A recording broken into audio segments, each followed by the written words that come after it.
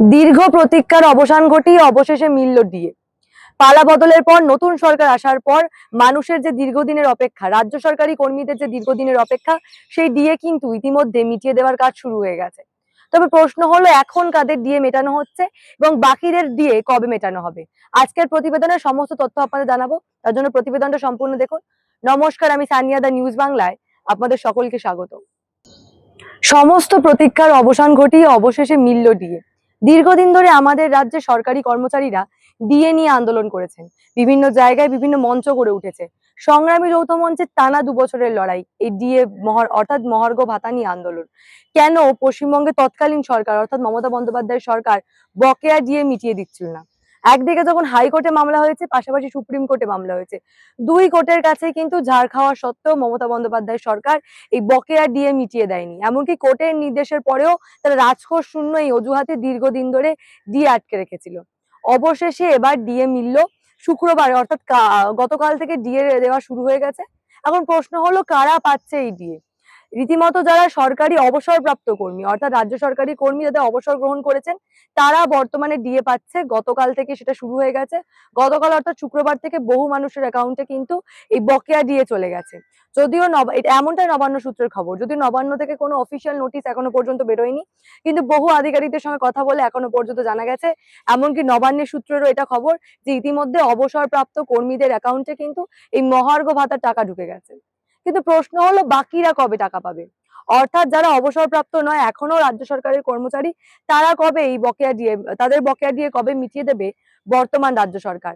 পালা বদলের পরেই একের পর এক উন্নয়নের সঙ্গে যুক্ত হয়েছে বর্তমান সরকার, এবং ডিও তার মধ্যে অত্যন্ত গুরুত্ব। বিজেপি অর্থাৎ বিজেপির যে সংকল্পপত্র, সেই সংকল্পপত্রেও কিন্তু ডিএ মিটিয়ে দেওয়ার কথা লেখা ছিল। সেই মোতাবেক কিন্তু আশা করা হচ্ছে যে আগামী 1লা জুন কিন্তু মুখ্যমন্ত্রীর সঙ্গে এই রাজ্য সরকারি কর্মীদের বৈঠক রয়েছে। ডিএ সংক্রান্ত যারা আন্দোলন করছেন, সেই মঞ্চগুলির বৈঠক রয়েছে। ফলে মনে করা হচ্ছে যে 1 তারিখ অর্থাৎ 1লা জুনেই কিন্তু সিদ্ধান্ত হয়ে যাবে যে বাকি সরকারি কর্মচারীরা কবে ডিএ পাবে।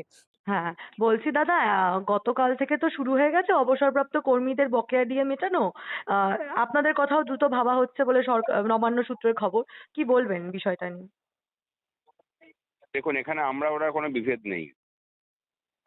এটা সুপ্রিম কোর্টের রায় মেনে সেই রায়কে মান্যতা দিয়ে সরকার যা কিছু কাজ করার সেটা করছে। সুতরাং এই বিষয় নিয়ে যা কিছু করার সেটা সরকার আইন মেনে করুক এবং সুপ্রিম কোর্ট যেভাবে নির্দেশ দিয়েছে সেভাবে কাজ করুক, আমরা সেটুকুই চাই। এবং আমরা চাই যে যারা যারা পাননি এখনো পর্যন্ত গ্রান্ট ইন এড সহ ওয়ার্ক চার্জ এমপ্লয়ি, এনভিএফ, যারা পুলিশের স্টাফ যারা আছেন তারা পাননি, তাদের সবাইকেই মানে বকেয়াটা অতি দ্রুত মিটিয়ে দেওয়ার ব্যবস্থা করুক সরকার। আমরা এটা হলে পরেই খুশি। আপনাদের সঙ্গে কি এর মধ্যে কোনো বৈঠক আছে মুখ্যমন্ত্রী? হ্যাঁ, আগামী 1 তারিখে নবান্নে বৈঠক আছে। তো সেখানে কি এই বিষয়টাই রাখবেন?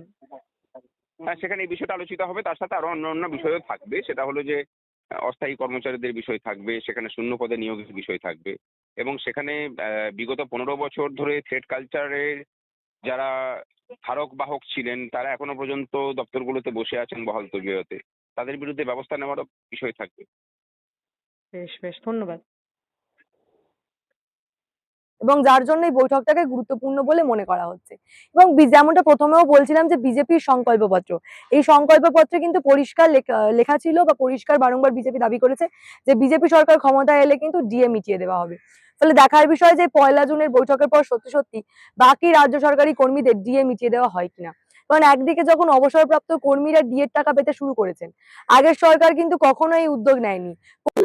নবান্নের সূত্রে জানা গিয়েছে, 2008-এর 1লা এপ্রিল থেকে 2025-এর 15ই ডিসেম্বর পর্যন্ত বকেয়া ডিএর টাকা মেটানো হয়েছে। এই সময়ের মধ্যে যারা যেটুকু সময় কর্মরত ছিলেন, সেই সময়কার ডিএ পাননি। অর্থাৎ কেউ যদি 2010-এর ডিসেম্বরে অবসর নিয়ে থাকে, এই সময় পর্যন্ত কর্মরত অবস্থায় যে ডিএ পাওয়ার কথা ছিল তা দেওয়া হয়নি। কিন্তু 2011-র জানুয়ারি থেকে তার পেনশনের ওপর বকেয়া ডিএ মেটানো হয়েছে। এই বিষয়ে আরো বললে ভালো হয়। সুপ্রিম কোর্টের নির্দেশেই বলা হয়েছিল যে পেনশন প্রাপকদের 2008 থেকে 2015-র মধ্যে বকেয়া দিয়ে 1লা জুনের মধ্যে মিটিয়ে দিতে হবে। সেইটাই কিন্তু রেখেছে রাজ্য সরকার, অর্থাৎ পালা বদলের পর নতুন রাজ্য সরকার সুপ্রিম কোর্টের নির্দেশ মেনেই কিন্তু এক এক করে বকেয়া দিয়ে মিটিয়ে দিচ্ছে।